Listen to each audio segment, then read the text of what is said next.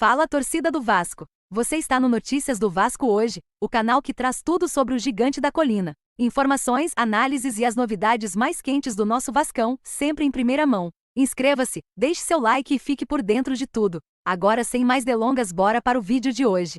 Uma rodada do Cariocão só teve a dupla Vasco e Fluminense dos times de maior investimento em campo. No sábado, o Vasco encarou Volta Redonda em Cariacica no duelo dos líderes do estadual. A vida do Cruz Maltino não foi fácil. Todos os gols saíram apenas na segunda etapa. O primeiro foi até de um jogador vascaíno, o zagueiro João Vitor, mas foi contra.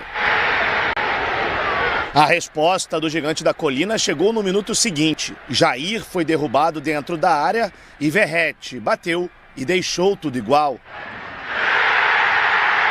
Quando parecia que a virada do Vasco chegaria, Lucas Oliveira recuou mal e Bruno Santos encobriu Léo Jardim para deixar o Voltaço na frente de novo. Só que nos acréscimos, Verrete, o artilheiro do Cariocão, marcou seu 5º gol na temporada e deu números finais ao jogo. Vasco 2, Volta Redonda também 2. Sabemos que pegamos um time muito organizado que já está junto há bastante tempo. Percebi meu time fazendo um pouquinho de força, assim, o Vasco fazendo um pouquinho de força, tentar entender o porquê disso, de não estar limpo para fazer as jogadas, de acompanhar, sentar com todos os departamentos no começo da semana, saber se a gente errou na carga de trabalho, porque esses jogadores não jogaram na quarta-feira, mas faz parte de um início. E o Vasco empatou com Volta Redonda e segue sem perder no Campeonato Carioca. A gente vai ver como foi esse jogo. Um jogo valendo a liderança do estadual. E Jair quase coloca o Vasco na frente, mas o goleiro do Volta Redonda faz um milagre. O Voltaço estava na briga, mas Bruno Santos deixa escapar essa chance. Pelo lado vascaíno, o Tietê arrisca de longe. Mas se o primeiro tempo foi sem gols e com poucas oportunidades, a segunda etapa já começou com Volta Redonda contando com a ajudinha de João Vitor, que acabou marcando contra. 1-0 Voltaço, que não teve nem tanto tempo para comemorar. Jair é derrubado na área, pênalti para o Vasco. Verrete tem a responsabilidade e iguala a partida. Mas o jogo prometia emoção. E Bruno Santos deixa Lucas Oliveira para trás e faz esse belo gol, virando o duelo. O Voltaço cresce no jogo e fica bem perto do terceiro nessa oportunidade. E nessa outra, com direito a voleio de MK. Mas o Vasco não havia desistido da partida. E no finalzinho, nos pontos mais fortes do argentino, de cabeça Verrete marca e deixa tudo igual novamente. E por pouco não virou se essa bola de João Vitor não fosse para fora. Final, Vasco 2, Volta Redonda também 2. O Cruz Maltino segue como a única equipe invicta no campeonato.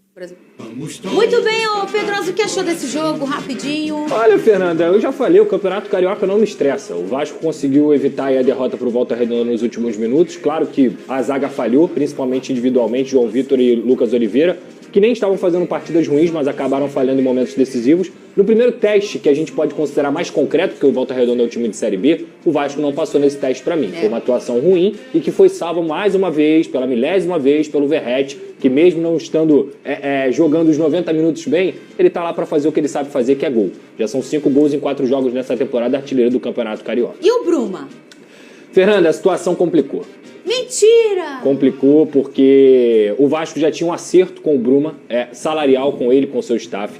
O Vasco já tinha o ok do Braga para trocar essa documentação, enviou sua documentação, enviou a proposta oficial, estava esperando a documentação do Braga retornar no final de semana para justamente fazer essa assinatura do contrato, e o Benfica, que a gente já tinha informado aqui que tinha interesse no jogador, perdeu o Di Maria ontem. O Di Maria se machucou na partida pelo Campeonato Português. O Benfica tem uma partida importantíssima no dia 12 de fevereiro contra o Mônaco pela Champions League, e hoje o Bruma escolheu ir para o Benfica. Por quê? Porque é muito óbvio, né? Esportivamente falando, você tem o Benfica disputando uma Champions League, está em segundo colocado disputando o título do Campeonato Português, e esportivamente não tem comparação alguma com o Vasco da Gama, apesar dos números de propostas e dos valores oferecidos terem sido muito parecidos.